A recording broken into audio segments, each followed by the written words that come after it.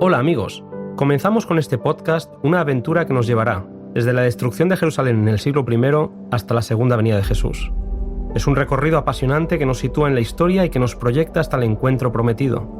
Lo que vais a oír son pequeños resúmenes de los capítulos del conflicto de los siglos, escrito por Elena White. Como podréis escuchar, los primeros capítulos tienen un alto contenido histórico, mientras que la segunda parte del libro nos presenta el cumplimiento profético de lo anunciado por Jesús antes de su venida. Capítulo primero, el destino del mundo predicho. Comencemos. El primer capítulo del conflicto de los siglos comienza con la declaración de Jesús, registrada en el libro de Lucas, donde anuncia el próximo cumplimiento de la profecía de Daniel respecto a la destrucción de Jerusalén. Jesús dijo que lloraba por el fatal destino de los millares de Jerusalén, por la ceguedad y por la dureza del corazón de aquellos a quienes él viniera a bendecir y a salvar.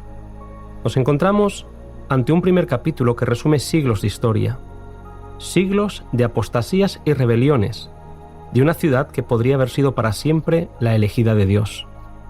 A pesar de que Dios derramó todo el cielo en ese solo don, Jesús, que labró con esmero, podó y cuidó aquella viña que él mismo había plantado, ese amor fue despreciado, rechazados sus muy dulces consejos y ridiculizadas sus cariñosas amonestaciones.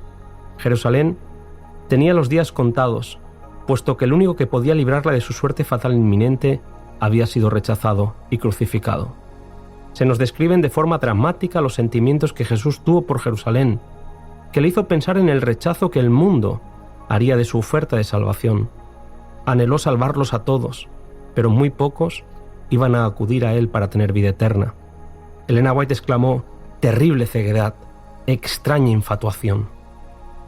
La paciencia y la misericordia divina aún se manifestaron otros 40 años tras la crucifixión de Jesús.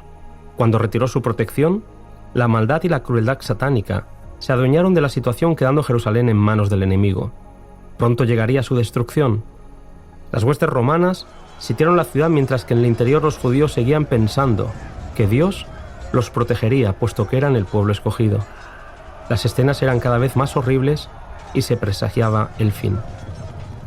Leemos que cuando el general Cestio Galo retiró sus tropas sin previo aviso y sin razón aparente, los cristianos que habían creído las palabras de Jesús aprovecharon para huir de la ciudad. Ninguno habría de perecer allí. Los obstinados judíos pensaron que Dios había entregado en su mano a los ejércitos romanos y salieron de la ciudad para matar a la retaguardia del ejército en su marcha. Cuando bajo el mando de Tito el ejército romano volvió a sitiar la ciudad, el odio y la sed de venganza de los soldados ya no conocían límite alguno. Leemos: «Vanos fueron los esfuerzos de Tito por salvar el templo. Uno mayor que él había declarado que no quedaría piedra sobre piedra que no fuese derribada». Terribles escenas son descritas en este primer capítulo, en el que se afirma que 1 millón de judíos murieron en la caída de Jerusalén. Al concluir este dramático capítulo introductorio, Elena White escribe: «No podemos saber cuánto debemos a Cristo por la paz y la protección que disfrutamos. La destrucción de Jerusalén es una advertencia terrible y solemne para aquellos que menosprecian los dones de la gracia divina y que resisten las instancias de la misericordia de Dios». Se nos dice además que la profecía del Salvador respecto a Jerusalén tendrá otro cumplimiento, haciendo que lo que pasó en aquella ciudad no sea más que un pálido reflejo de lo que le espera a este mundo. Cada vez es más oportuna la advertencia: el mundo verá, como nunca lo vio, los resultados del gobierno de Satanás. Y sin embargo, el mundo no está hoy más dispuesto a creer el mensaje dado para este tiempo de lo que estaba en los días de los judíos. Para los que sí hemos creído y confiamos en su promesa, sepamos que el pueblo de Dios será liberado, porque serán salvos todos aquellos cuyos nombres estén inscritos en el libro de la vida.